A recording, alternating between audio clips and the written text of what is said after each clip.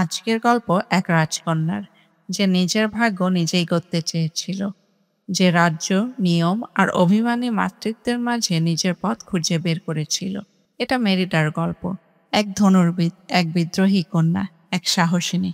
এটা ব্রেভ। স্কটল্যান্ডের সবুজ পাহাড়ের রাজ্য ডানব্রোচ এ বাস করে এক রাজকন্যা মেরিডা। সে কোনো সাধারণ রাজকন্যা নাই। ঘোড়া ছুটিয়ে চলে বনের জঙ্গলে, হাতছাড়া করে না তার নিজের ধনুক। রাজদরবারের চেয়ে রাজপ্রাসাদের নিয়মের চেয়ে তার বেশি ভালো লাগে মুক্ত আকাশ আর পাহাড়ি বাতাস। তার মার রানী এলোয়েন চাই মেরিডা হোক এক নিখুঁত রাজকন্যা, সুশোভিত, শান্ত, দায়িত্ববান। কিন্তু মেরিডা চায় নিজের মতো জীবন।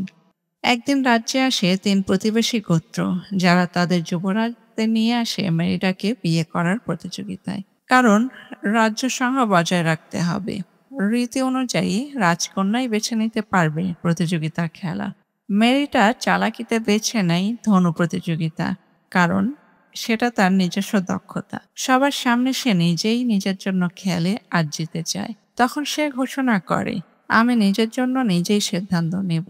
এরপর রানী এলোয়েন রেগে গিয়ে তার ধনুক পুড়ে ফেলে। তাদের মধ্যে এক তীব্র দ্বন্দ্ব শুরু হয়। রাগ আর কষ্টে ভেঙে পড়া মেরিডা বনের ভিতর হারিয়ে যায়। সেখানে সে খুঁজে পায় এক রহস্যময় বুড়ি। সে বলে, আমি চাই আমার মা বদলে যায়। জাদুকরি তাকে একটা জাদুকরি কেক দেয়। মেরিডা সেটা নিয়ে আসে। রানী এলোয়েন সেই কেক খেয়ে ধীরে ধীরে রূপ নেয় এক ভয়ঙ্কর ভালুকে। এখন শুরু হয় মেরিডার আসল যাত্রা। সে বুঝে ফেলে নিজের আবেগে মাকে সে অভিশপ্ত করে ফেলেছে। মাকে আবার মানুষে ফিরিয়ে আনতে হবে। তারা একসাথে বের হয় জাদুকরির খোঁজে, কিন্তু সে চলে গেছে, শুধু রেখে গেছে এক বার্তা। দ্বিতীয় সূর্যোদয়ের আগেই অহংকারের ছিন্ন বন্ধন জোড়া লাগাতে হবে, না হলে অভিশাপ চিরস্থায়ী হয়ে যাবে। এই যাত্রায় মেরিডা ও ভালুকে পরিণত হওয়া মা একসাথে সময় কাটায়। তারা ধীরে ধীরে বুঝতে পারে একে অপরকে।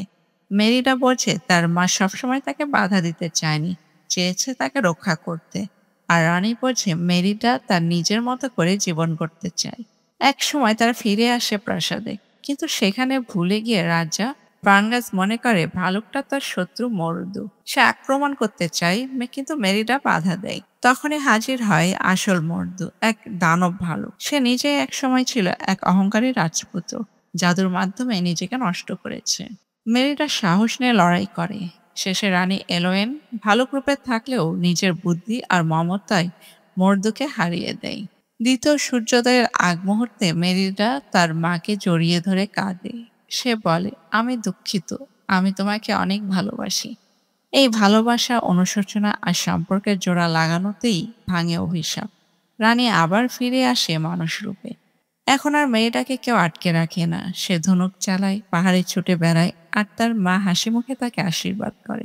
রানী আর রাজকন্যা একে অপরের বন্ধু হয়ে ওঠে, কারণ তারা শিখে গেছে ভাগ্য কেবল লেখা থাকে না, সেটা গড়ে নিতে হয় সাহস দিয়ে, ভালোবাসা দিয়ে। ব্রেভ আমাদের শেখায় পরিবার মানেই সব সময় একমত হওয়া নয়।